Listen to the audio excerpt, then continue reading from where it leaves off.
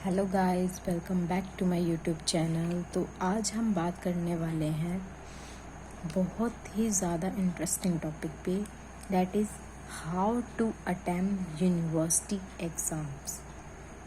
Guys, बहुत सारे students को अभी भी थ्योरी के एग्ज़ाम्स कॉमर्स रिलेटेड सब्जेक्ट्स में अभी भी अटेम्प्ट करना नहीं आता। तो आज इस वीडियो में हम आपको स्टेप्स बताने वाली हूँ, तो जिसके थ्रू आपके एग्ज़ाम में आप बहुत अच्छा स्कोर कर सकते हैं। तो चलिए वीडियो को स्टार्ट करते हैं। देखो, आपको थ्योरी के एग्ज़ाम को कैसे स्टार्ट करना है कॉमर्स एग्ज़ाम में। सबसे पहला आता है फर्स्ट स्टेप, इंट्रोडक्शन।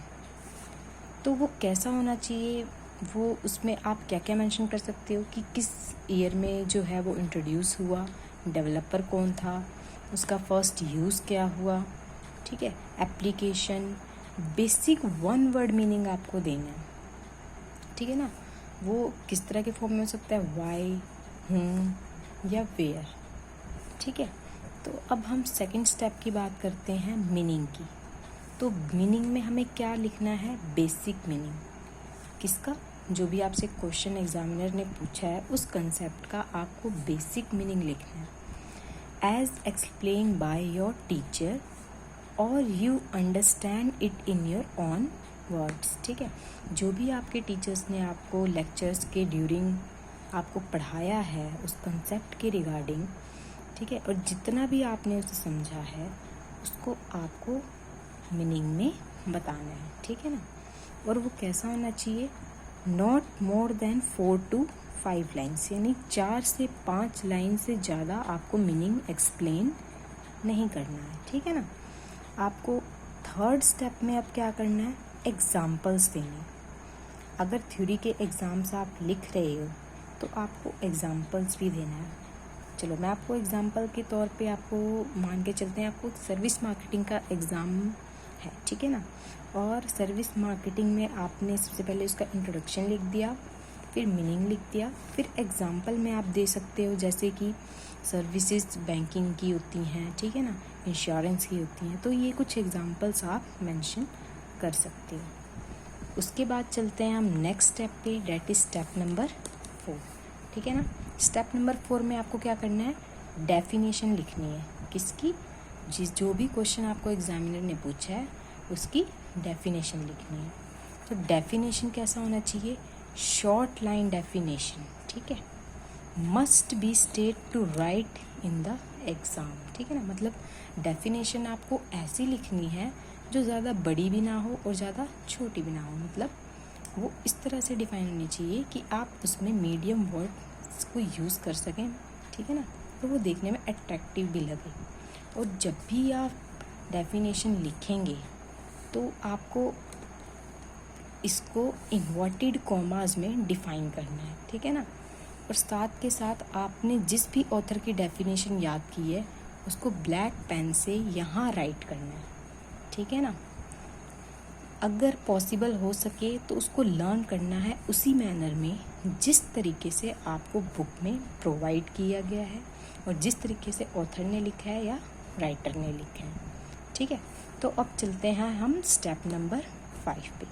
तो ये जो भी हमारे स्टेप्स हैं, step number 1, step number 2, step number 3 and then step number 4, ये हमारे बेसिक स्टेप्स थे, ठीक है।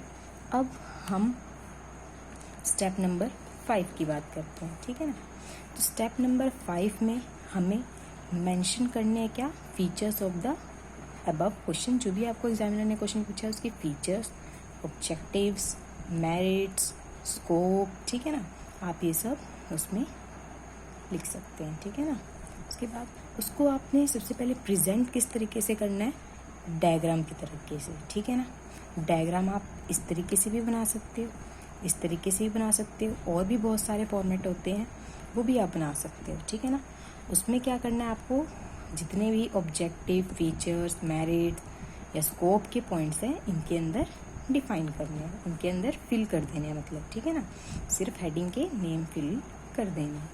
फिर अगर आपके पास टाइम बचता है, ठीक है ना, तो क्या करना है, उसको ब्रीफ में एक्सप्लेन कर देना है अपनी स्पीड के अकॉर्डिंगली, ठीक है, या फिर अगर आपके पास सफिशिएंट टाइम है तो आप उसको एक्सप्लेन कर सकते हैं, ठीक है। तो स्टेप नंबर 5 तक आपका क्वेश्चन कंप्लीट हो जाएगा। उसके बाद करते हैं हम स्टेप नंबर 6 की। स्टेप नंबर 6 में आपको कैसे क्वेश्चन को अटेम्प्ट करना है, explain the core concept if your question is of long time, ठीक है ना। और ये जो मैं आपको मतलब एग्ज़ाम में रिटर्न किस तरीके से करना है वो मैं आपको बता रही हूँ, ठीक है ना, लॉन्ग क्वेश्चन के हिसाब से, ठीक है ना। तो उसके बाद वो अगर 14 मार्क्स का क्वेश्चन है, 15 मार्क्स का क्वेश्चन है, 16 मार्क्स का क्वेश्चन है, उसके अकॉर्डिंग आप प्रिपेयर कर सकते हो, ठीक है ना।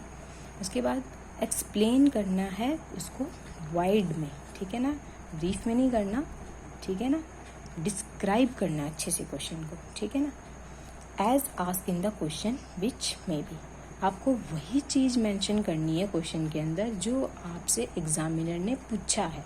अगर आप उससे बाहर लिखते हैं तो वहाँ पे आपके मार्क्स के कट होने के चांसेस ज़्यादा होते हैं, ठीक है ना।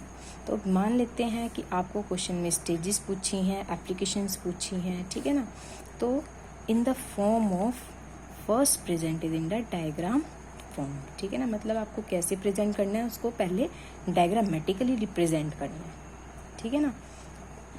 एक्सप्लेन इट इन पॉइंट्स, ठीक है ना। उसके बाद जब आप डायग्राम में एक्सप्लेन कर दोगे उसके बाद आपको उसे पॉइंट्स में एक्सप्लेन करना है विद सब एग्जाम्पल, ठीक है ना, कुछ एग्जाम्पल्स के साथ, ठीक है। और अंडरलाइन करना है और हाईलाइट करना है इम्पॉर्टेंट लाइंस को, ठीक है ना, जो भी आपकी नज़रों में लगता है कि ये इम्पॉर्टेंट लाइन है या इसमें इम्पॉर्टेंट वर्ड यूज़ हो रहा है उसको साथ के साथ आपने पेंसिल से अंडरलाइन कर देना है, ठीक है ना। अगर मान लो कि आपसे स्टेजेस पूछा हुआ है क्वेश्चन में, ठीक है ना, अब मान लो सेल्स मैनेजमेंट का सब्जेक्ट है एमकॉम में और आपसे पर्सनल सेलिंग प्रोसेस पूछी गई है, ठीक है ना, तो उसमें आप क्या करेंगे, पहले स्टेजेस का डायग्राम ड्रॉ करेंगे सीक्वेंस में, ठीक है ना, और उसमें फिर नंबरिंग भी डालेंगे, ठीक है ना।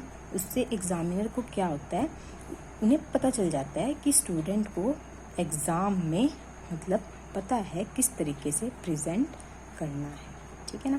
उसके बाद जैसे ही आप इन पॉइंट्स को मतलब डायग्रामेटिकली बना के रिप्रेजेंट कर देते हो उसके बाद आपको उसे एक्सप्लेन करना है, ठीक है ना।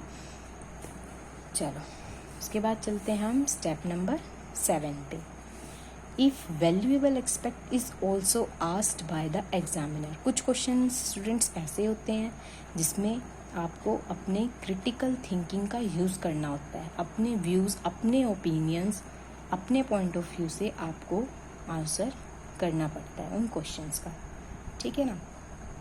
फॉर एग्जांपल आपसे ई कॉमर्स का पेपर है आपका और आपसे पूछ लिया कि according to you online marketing जो है वो सेफ़ है या अनसेफ है, अपने ओपिनियंस के थ्रू मतलब पॉइंट्स को एक्सप्लेन करो, ठीक है ना। तो आप क्या करेंगे, ठीक है ना, मेंशन करेंगे अपने ओपिनियंस को, ठीक है ना। अगर ज़रूरत है तो उसे एक्सप्लेन करना है किस तरीके से, कॉग्निटिव थिंकिंग एफर्ट्स लगाने हैं आपने, ठीक है ना। और वो कैसे होगा, अगर आपने अच्छे से जो एग्जाम्पल्स हैं, थ्योरेटिकल एस्पेक्ट है बुक में जो गिवन होते हैं उसको आपने अच्छे से रीड किया है, आपको करंट नॉलेज है थोड़ी बहुत उन सब्जेक्ट्स की, आज के दौर में उसका क्या एप्लीकेशन है, कहाँ यूज़ हो रहा है, अगर आपको इन सब चीज़ों की अच्छे से नॉलेज होगी तो ही आप वैल्यूएबल एस्पेक्ट या वैल्यू बेस्ड क्वेश्चन को अटैम्प्ट कर पाएंगे। तो you must write in the way like that, ठीक है ना। आपको कैसे अच्छे वे से लिखना है उसके कुछ टिप्स हैं, आपको अच्छी वोकेबलरी यूज़ करनी है, ठीक है, यूज़ एप्रोप्रिएट वोकेबलरी वर्ड्स, ठीक है ना। अवॉइड कटिंग, आपको कटिंग भी बहुत ज़्यादा नहीं करनी है एग्ज़ाम में, ठीक है। Make the relevant sentences in the relevant manner, ठीक है ना। आपको सेंटेंसेस कैसे लिखनी है, अच्छे वे में लिखनी है, ठीक है ना। उसमें जो है वो मतलब ऐसे नहीं रिप्रेजेंट होनी चाहिए कि वो समझ में ना आए एग्जामिनर को कि आप अपने पॉइंट्स में क्या समझाना चाह रहे हो, ठीक है ना। उसके बाद करते हैं हम स्टेप नंबर 8 की, ठीक है। Always try to end the question with a conclusion. अगर आप कंक्लूज़न नहीं लिखते हो तो ये बहुत ही नेगेटिव इम्पैक्ट डालता है एग्जामिनर के माइंड में, ठीक है ना। तो आपको किसी भी क्वेश्चन को बिना कंक्लूज़न के एंड नहीं करना है, ठीक है। और कंक्लूज़न की जो हेडिंग है वो बड़ी होनी चाहिए, ठीक है। बड़ी हेडिंग में बड़े लेटर्स में आपको लिखना है। और कितने लाइन्स में लिखना है? 6 to 7 लाइन में, ठीक है ना। तो एडिशनल सजेशंस में भी मैं आपको कुछ बताना चाहती हूँ कि आपको use black pen for heading, ठीक है ना। अगर आपके एग्ज़ाम में, अगर आपके यूनिवर्सिटी एग्ज़ाम में ब्लैक पेन का यूज़ अलाउड है तो आपको यूज़ डेफिनेटली करना चाहिए। इससे बहुत अच्छी प्रेजेंटेशन होती है एग्ज़ाम की, ठीक है। Use at least 7 to 8 pages according to your page number in your long questions, ठीक है ना। आपको एटलीस्ट 7 to 8 पेजेस को फिल करना ही करना है एक लॉन्ग क्वेश्चन अटैम्प्ट करते हुए।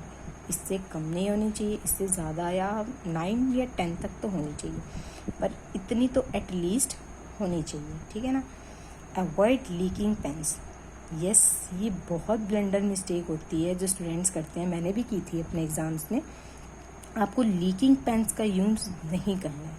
जिनकी निब जो है पेन की वो यहाँ से लीक करती है, वो आपको पेन्स यूज़ नहीं करना है। उससे एक तो आपके हाथों पे भी लगेगा वो, और आपकी शीट्स को भी बहुत ज़्यादा इम्पैक्ट डालता है, ख़राब करता है आपकी शीट्स को। तो ऐसा आपको नहीं करना है, ठीक है। अंडरलाइन करना है हेडिंग्स को भी। जो भी आप हेडिंग्स लिखोगे उसको आपने क्या करना है? अंडरलाइन भी करना है, ठीक है। और एक लॉन्ग क्वेश्चन में आप कम से कम